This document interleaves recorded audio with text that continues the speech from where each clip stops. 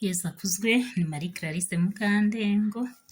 Uyu munsi turi ku itariki 31 z'ukwezi kwa karindwi umwaka ni wa 2026. Kuri uyu munsi kuri iyi tariki njyewe buriya njya nzirikana abavandimwe banjye, ariko by'umwihariko uyu munsi papa wanjye yitabye Imana ku itariki 31 z'ukwezi kwa 12 uyu mwaka ushize wa 2026, bivuze ko ubu ngubu amaze amezi 7 mu mva. Ni ukuvuga ngo iki rero, buriya ndi umubyeyi maze imyaka 14 nubatse, mfite abana 5 n'umugabo, ariko hari ubuzima tubamo ugasanga ubuzima nabwo bushoboye kuducanga, cyangwa se ubuzima nabwo buraducanga. Ni ukuvuga ngo iki rero, turi amajyaruguru mu karere ka Rulindo mu murenge bita Rusiga, akagari ka Kirenge.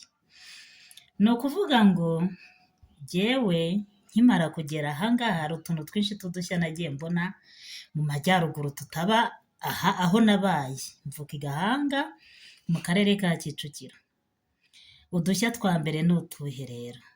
Nkimara gusama inda y'umwana wanjye w'imfura, baba barambwiraga bati ntabwo umuntu ufite inda agera ku irimbi, ntabwo agera kumva, muri make nubwo waba wagize ibyago ntabwo uwo muntu agerayo.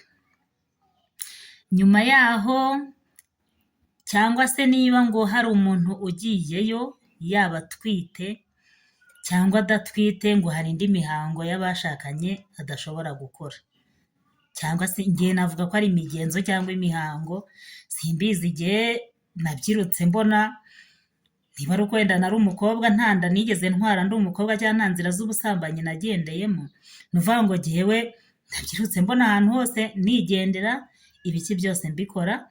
Ariko maze kubyara nibwo nabonye ko bya bintu bishobora kuba harimo imihango cyangwa imigenzo, ari nabyo byatumye niyizira mu buzima bw'uburwayi bwa roho, cyangwa se ubuzima bw'uburwayi bwo mu mutwe. Ni ukuvuga ngo hari ibintu byinshi nagiye mbona by'udushya ntarinzi, bituma nshaka kugerageza noneho kuvumbura bya bintu byose nagiye mbuzwa nkimara kubona. Ni ukuvuga ngo iki rero, nshuti muvandi, waba waragize ibyago, waba utarabigize, twese urugendo turimo duhanganye narwo ni ukuzagera ku ndunduro y'ubuzima bwacu, urugendo rwacu rukarangirira ku rupfu. Ariko nugira umwaku ukabona umuntu agutanze, gerageza umusabire, nubwo yaba yari umwanzi wawe, musabire mu misa buri munsi, musabire misa cyane cyane ku itariki yapfiriyeho.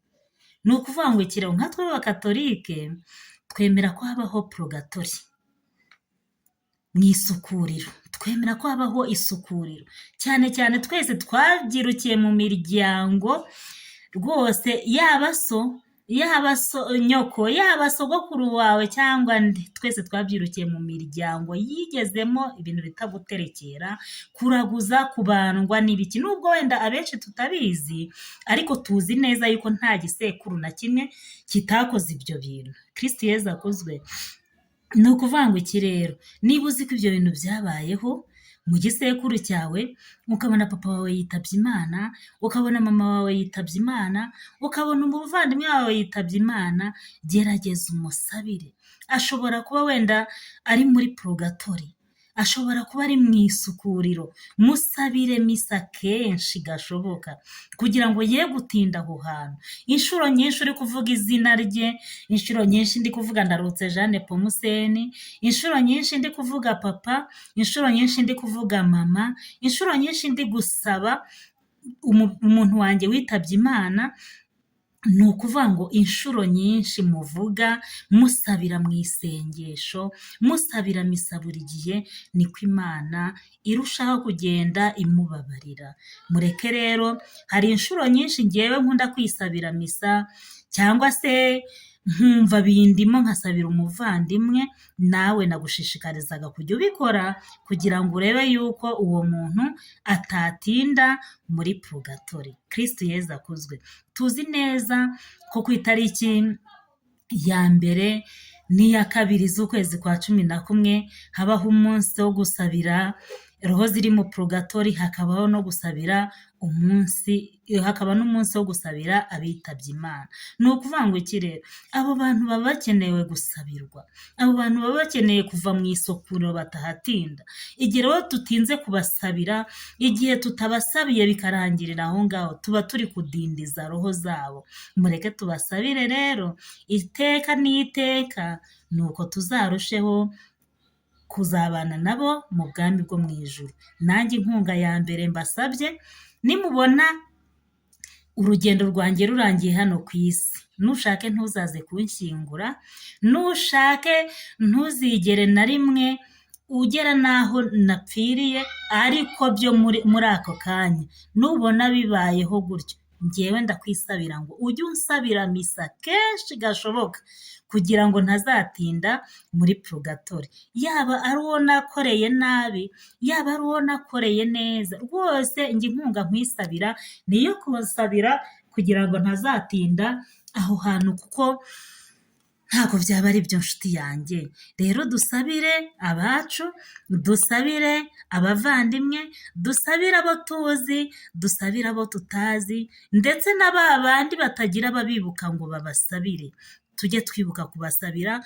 Uru rugendo turimo aha ku isi ni urugendo rukomeye, ni intambara duhuramo nazo z'ubuzima, ni ugushwana kw'imiryango, ni ukubura amahoro n'umutekano w'ubuzima bwacu, ariko hirya y'ubu buzima hari ubundi buzima. Niyo mpamvu nanjye nkwinginze ngo ujye unsabira, nubona navuye kuri iyi si ujye unsabira buri munsi, kuko uyu munsi ushobora kuvaho, ejo nawe ukavaho, ejo hashobora kugira undi ugenda, ejo nkaba nkiriho. Niyo mpamvu rero dukwiriye gusabirana kugira ngo turebe neza ko Imana yazatubabarira. Hari ibintu abantu bajya bitiranya rero, ukabona abantu buri mwaka aricaye ngo papa wenda yapfuye ku itariki 31, nk'uko nanjye papa Ndarutse Jeanne Pomuseri yapfuye kuri 31. Ukabona umuntu afashe indabo, arirukanse, yambaye neza, yasize yenze, yasize afite ibintu byinshi. Nshuti yanjye, buriya ibirori byinshi hari igihe abantu babyitiranya, ugasanga uhangayikishijwe cyane no kujya gushyiraho izo ndabo, uhangayikishijwe cyane no kurya no kunywa, ariko ntiwibuke kumusabira bya nyabyo ku mutima, kumusabira bya nyabyo, misa ukayibamo neza kandi ukamusabira nta kavuyo. Naho kugira ngo ukore ibyo bintu byaruta ukamusabira misa, kuko gukora ukagenda kumva wanyweye wasinze ntaho bitaniye no guterekera. Abantu bo barabyitiranya, yego nyine wenda hari abantu wenda babikora buri mwaka, ariko ntabwo twakwirengagiza amahano yatuguriye mu gihugu cyacu, wenda kwibuka abacu bazize jenoside yakorewe abatutsi. Ayo ni amahano yabaye adakwiye kwibagirana, ayo ni amahano yabaye tugomba guhora twibuka kugira ngo hatazagira undi uyagwamo. Ariko ugasanga umuntu abuze uwe, agize gutya arabyitiranyije, nk'uko twibuka jenoside yakorewe abatutsi, ugasanga nawe ati nanjye ndi kwibuka. Oya nshuti yanjye, amahano atandukanye n'urupfu rusanzwe, amahano atandukanye n'izi mpfu dusanzwe tuzi. Niyo mpamvu kwibuka byo ntabwo tugomba kubyirengagiza, kuko ni amahano yatugwiriye kandi buri wese agomba kubyibuka, waba uri mu Rwanda waba uri hanze yarwo.